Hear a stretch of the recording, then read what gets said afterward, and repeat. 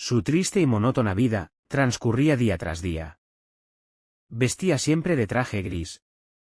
Llevaba consigo todo el tiempo un portafolio negro.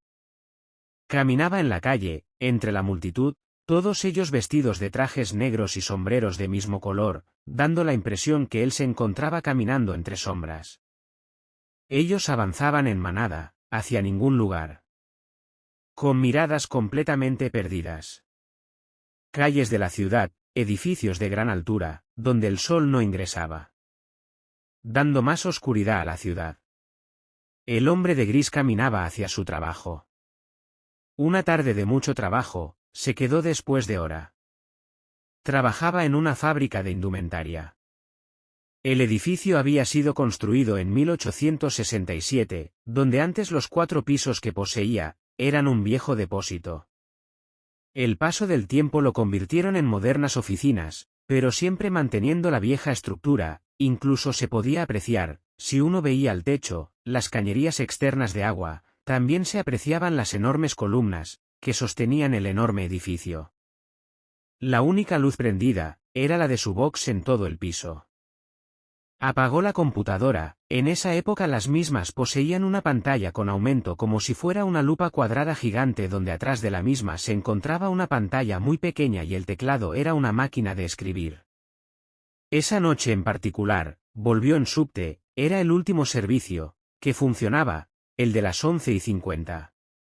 Caminando el largo túnel, para llegar al andén de Lima, vio 2 personas de cabellera muy larga, de trajes negros y camisa de seda negra con corbatas rojas. Uno tocaba el violín y el otro el bandoneón. Tocaban perfectamente un tango, pero su música era bastante oscura y tenebrosa. Al pasar por al lado de ellos, quiso divisar sus rostros.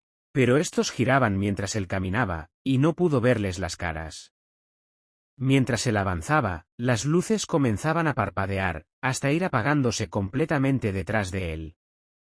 Comenzó a sentir ese escalofrío en la piel, en su cuerpo, que indica la señal de miedo. Sus manos comenzaban a transpirar y sus palpitaciones subieron rápidamente. Cuando al llego andén, se encontraba completamente solo, las luces se prendían y apagaban como en cortocircuito. Esa noche la sensación de soledad era más notoria que otras. Realmente deseaba no estar solo en ese momento.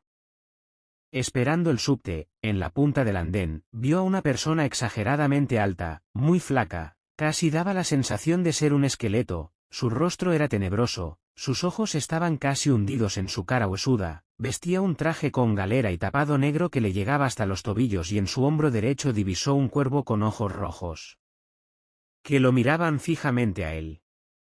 Vio cómo esta sombra alta y oscura avanzaba hacia él. Paralizado por la escena, el hombre de gris vio cómo esta sombra se acercaba a él. El corazón comenzó a acelerarse y esto se incrementaba aún más con el constante parpadeo de las luces. Cuando la figura estaba a unos metros, para su suerte llegó el subte, subió rápidamente. Su sorpresa fue que al girar para ver el andén, la sombra de galera ya no estaba en el lugar. Miró a su alrededor y tampoco estaba dentro del vagón. Se encontraba completamente solo en ese lugar. Definitivamente es el cansancio, estrés o falta de sueño, pensó mientras se dejaba caer sobre un asiento de madera. Las puertas se cerraron, dirigió nuevamente la mirada hacia el andén, ya que le pareció ver un movimiento y el horror inundó su cuerpo. Allí estaba él, el hombre de gris en el andén sentado en un banco de madera y a su lado la sombra con el cuervo en el hombro derecho. Se vio a sí mismo sentado en el asiento del andén sin vida. Perplejo y confuso se levantó y golpeó con fuerza las puertas, trató de abrirlas, para poder bajar pero ya era tarde y nada pudo hacer. El subte comenzó a moverse y vio como el hombre de negro parado junto a su cuerpo sostenía con la mano derecha su corazón. Se vio a sí mismo en el andén con su pecho abierto. Mientras la sombra reía a carcajadas. Sin poder entender nada, el hombre de gris con la mirada perdida, se sentó nuevamente en el asiento del vagón y descubrió a su lado un aparato de DVD portátil. Lo encendió, y como si fuera una película, vio con tristeza su vida, un día igual a otro, se vio existiendo como un ente, sin alegrías y en soledad.